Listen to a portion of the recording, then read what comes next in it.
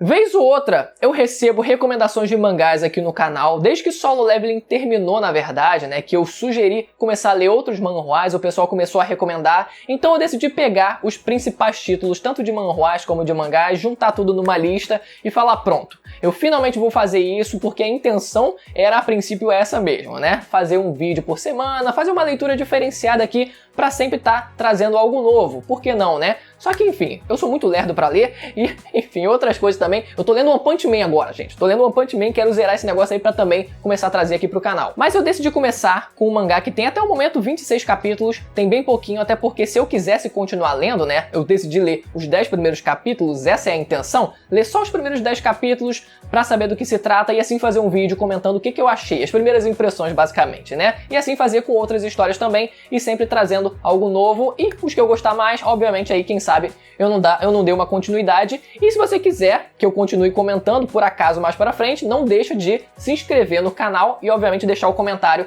pra eu saber, beleza? Então, gente, eu fui ler essa história sem saber praticamente nada. Eu só vi uns prints de umas cenas aleatórias vamos conjugar certo aqui, do mangá, e eu não sabia de nada da história mesmo, né? A história já começa, já que fazendo uma pequena descrição, né? Já começa, obviamente, expondo do que se trata, e a história começa com os deuses. Uma reunião de vários deuses, uma convenção desses deuses de diversas culturas, onde eles fazem essa convenção para decidir o futuro da espécie humana. Eles avaliam que a espécie humana já tem a má fama, né, de basicamente se autodestruir, basicamente de destruir o mundo, de se destruir, de destruir um ao outro. Então, eles começam a pensar o seguinte, olha só, o que a gente vai fazer? Vamos fazer uma votação aqui se a gente vai exterminar de vez os humanos, com aquela justificativa de, antes que vocês se matem, vamos só matar vocês porque assim fica mais fácil, ou vamos permitir que vocês continuem vivendo pelos próximos 1000 anos e assim a gente faz uma outra votação mais adiante depois que esses 1000 anos acabarem.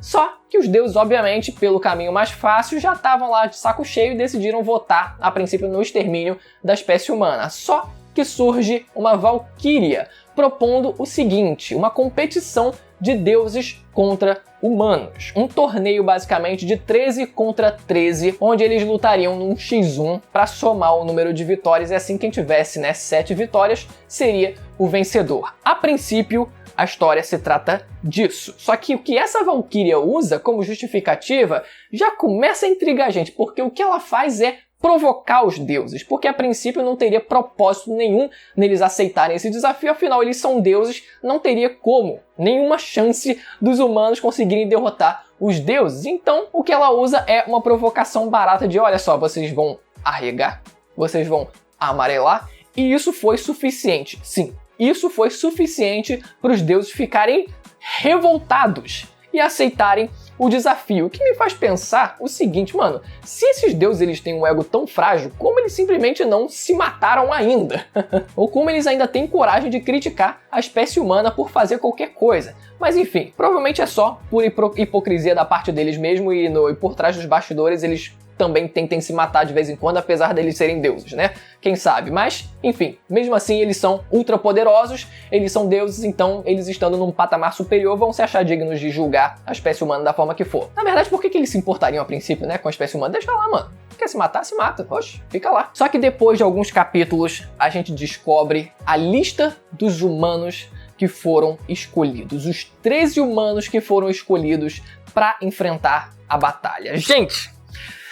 Eu vou falar de 2 aqui, unicamente 2 aqui, um vagamente e o outro mais específico, porque o primeiro que é escolhido é um general chinês ali muito sinistro que eu não fazia ideia de quem era, eu fui dar uma pesquisada por alto e parecia que ele tinha realmente alguns feitos, era realmente um personagem histórico factídico.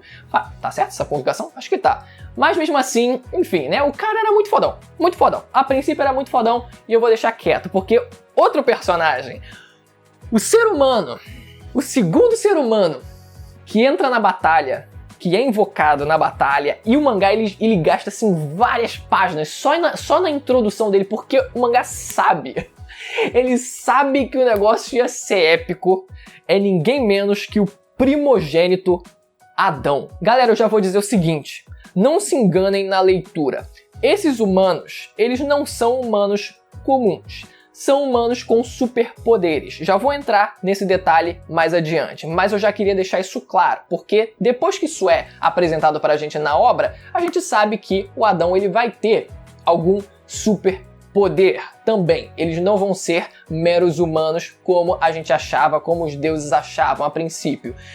E Adão tem um superpoder, e a justificativa para esse poder dele é o que eu achei mais genial nesse mangá. Primeiro a introdução dele, enfim, toda a pose que ele faz, nossa. Mas o poder que é justificado pra gente é, olha, se Adão é uma criatura que foi criada à imagem de Deus, nada mais justo do que, na presença de outros deuses, e os outros deuses tendo superpoderes, ele também poder copiar esses superpoderes. Então o superpoder de Adão é simplesmente olhar para os deuses e copiar o poder deles, por conta da justificativa de, olha, se eu sou a sua imagem, não um único Deus, mas qualquer Deus, se eu sou a imagem de vocês, eu posso ser igual a vocês também, por isso ele consegue copiar as técnicas dos deuses. Porém, tem um pequeno detalhe que o mangá já quebra a própria regra que estabelece em relação a isso, porque a gente vê um flashback dele enfrentando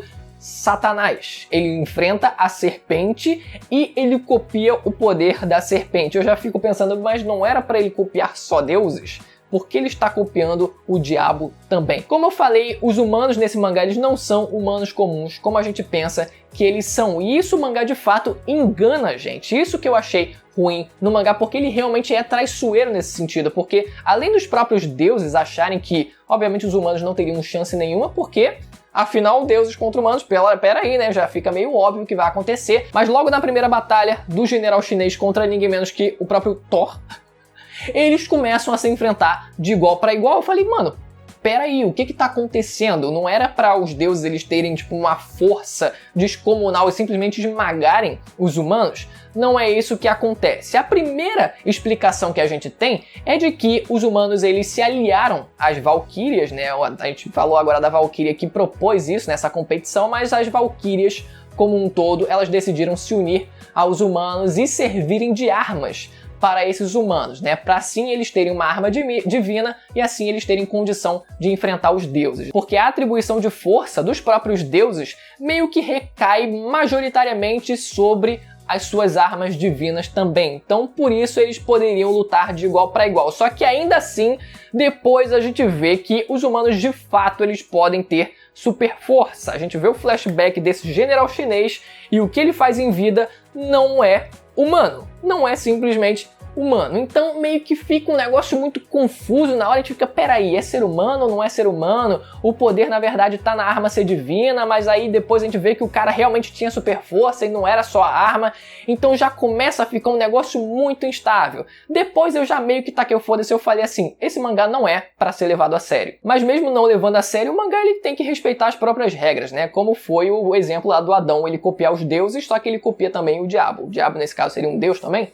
Não sei. E ainda sobre as Valquírias elas se transformarem em armas para os humanos, quando uma das Valquírias ela vai se transformar na arma pro Adão, olha só a página que é colocada pra gente. Ali naquele ponto eu já sabia que realmente não era pra ser levado a sério. Eu falei, esse mangá realmente tá extrapolando vários níveis ali, várias lógicas, mas tudo bem, tá tudo bem, já vou me divertir. E essa realmente foi a melhor parte, por enquanto, desses 10 primeiros capítulos. Pelo visto ainda já tem mais luta mais pra frente, mas eu só vi essas mesmo. Se vocês pegarem a lista, e eu não vou dar muito spoiler aqui, se vocês lerem a lista dos humanos que foram escolhidos, vocês vão rachar o bico. Aliás, outra coisa que eu fiquei meio confuso foi o fato dos humanos eles serem invocados, mas eles parecem que já sabiam de tudo, sabe? Tudo bem, os humanos que são invocados não necessariamente são os humanos que estão na Terra vivos nesse momento. Meio que são invocados dos espíritos do além, né? Os espíritos daqueles humanos que são invocados e assim eles vão participar do torneio. Só que eles já entram, eles já aparecem ali como se eles já soubessem o que precisavam